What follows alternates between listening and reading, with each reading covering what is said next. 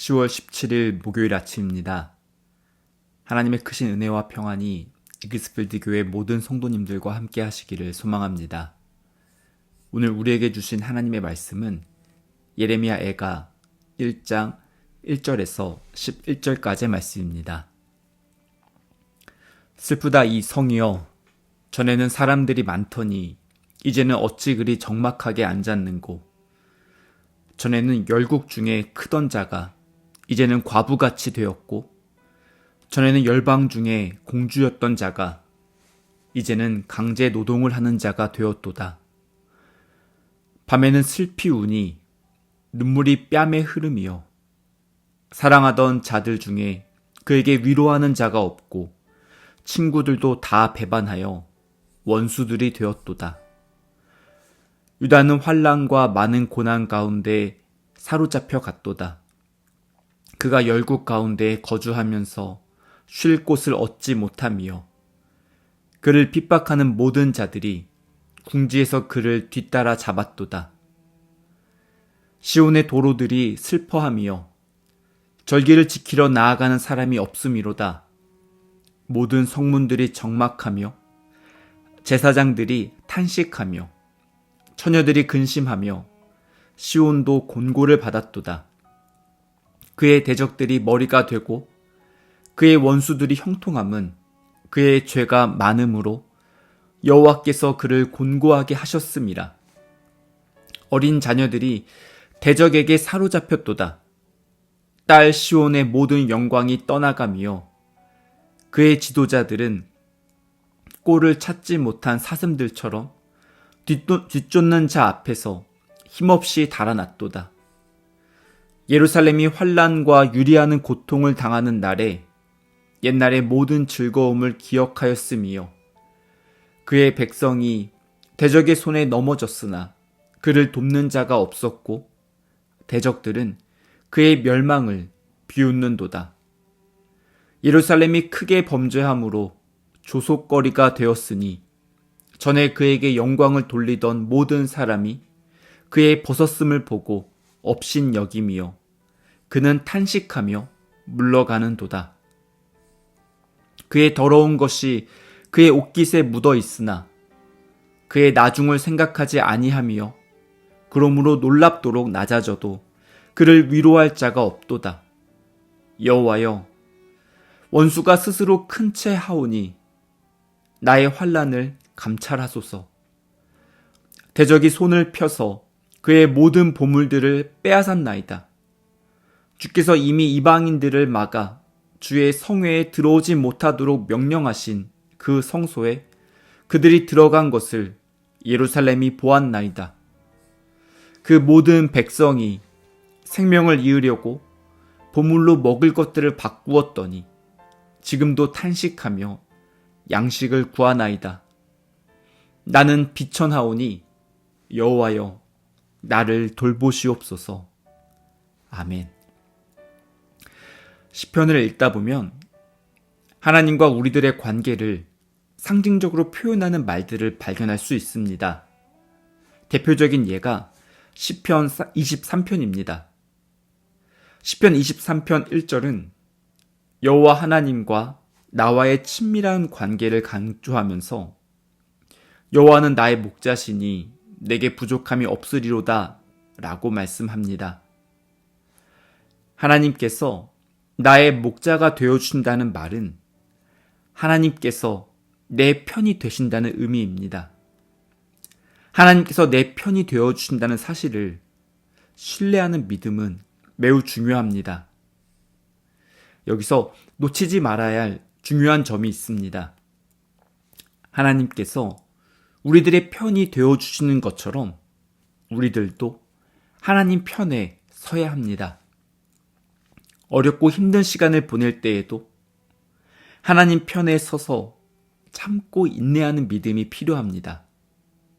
또한 성공하고 편안한 삶을 누릴 때에도 교만하지 않고 겸손하게 하나님의 은혜를 기억하며 하나님 편에 서는 것이 매우 중요합니다. 오늘부터 묵상하는 예레미야 애가의 1장 1절은 슬프다 이 성이여 라는 말로 시작하고 있습니다.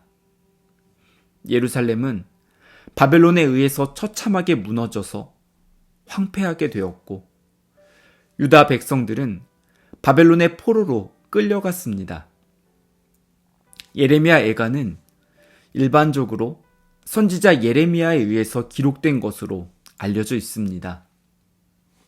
예레미야는 유다의 왕과 백성들이 마지막 순간까지 하나님께 불순종하고 죄를 짓다가 심판을 받고 멸망하는 모습을 지켜보았습니다.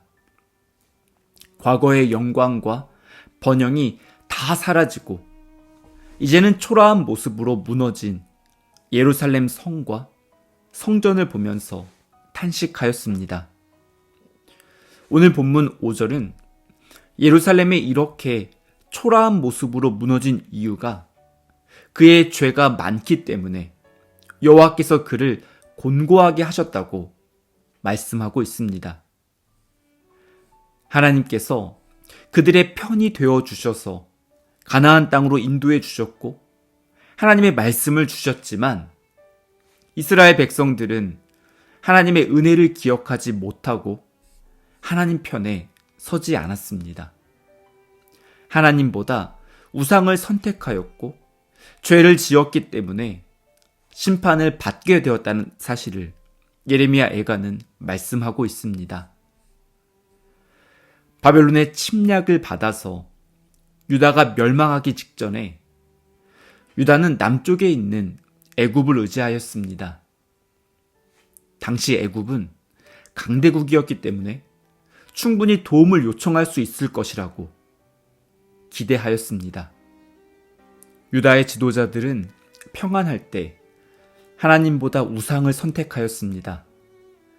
그리고 위기가 찾아왔을 때 지금까지 그들을 지켜주셨던 하나님을 찾지 않고 대신에 눈에 보이는 강대국 애굽을 의지하였습니다. 하지만 애굽은 유다를 구해주지 못했습니다. 2절은 이렇게 말씀합니다. 밤에는 슬피 우니 눈물이 뺨에 흐름이요 사랑하던 자들 중에 그에게 위로하는 자가 없고 친구들도 다 배반하여 원수들이 되었도다. 하나님보다 더 의지했던 나라들이 위기가 찾아왔을 때 아무런 도움을 주지 못하고 모두 등을 돌렸습니다. 유다의 지도자들 역시 백성들을 지켜주지 못했습니다. 6절은 딸 시온의 모든 영광이 떠나가며 그의 지도자들은 꼴을 찾지 못한 사슴들처럼 뒤쫓는 자 앞에서 힘없이 달아났다고 말씀합니다. 이스라엘 백성들은 자신들도 주변 나라들처럼 왕이 다스리는 나라가 되면 백성들이 하나로 힘을 뭉쳐서 외세의 침략에 맞서 싸울 수 있을 것이라고 기대하였습니다. 그래서 왕을 요구하였습니다.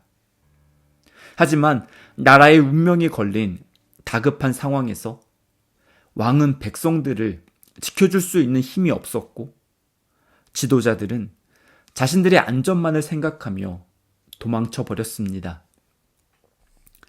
슬프다 이 성이여 라는 탄식으로 시작하는 예레미야 애가는 절망적인 상황 속에서 할 수 있는 것이 아무것도 없는 것처럼 보여집니다.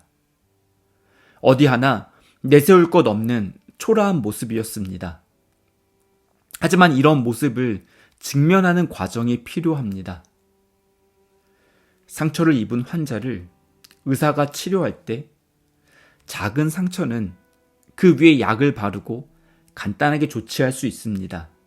하지만 깊게 파고든 상처를 치료하기 위해서는 칼로 도려내는 아픔을 견뎌야 할 때가 있습니다.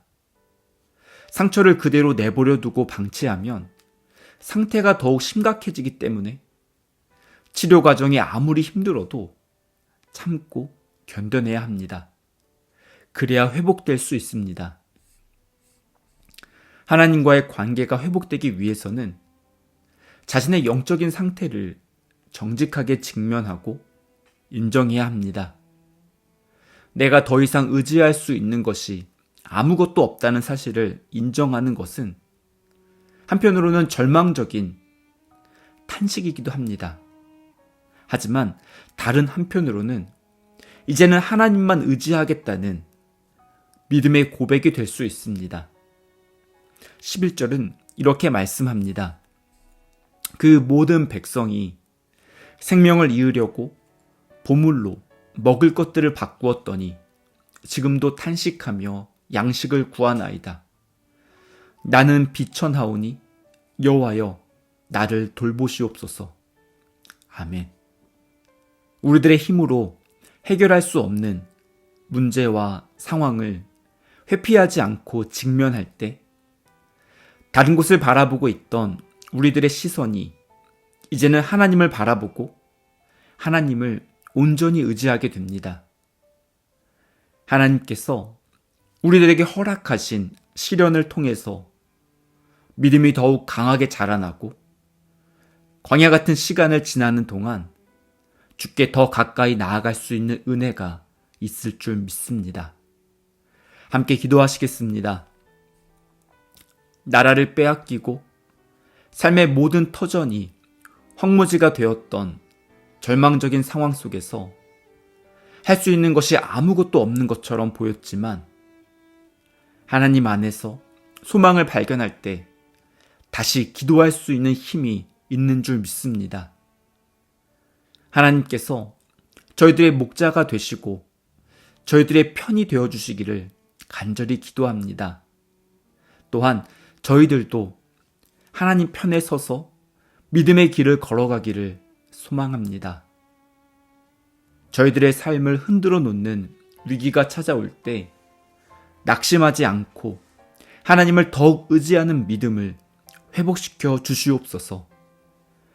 약할 때 강함 되시는 하나님의 은혜를 경험하며 오늘도 하나님과 동행하는 복된 하루가 되기를 간절히 소망합니다.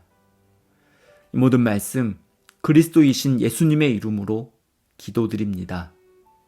아멘. 계속해서 각자 기도하시고 오늘도 주님과 함께 동행하는 귀한 은혜가 넘쳐나기를 소원하고 축복합니다.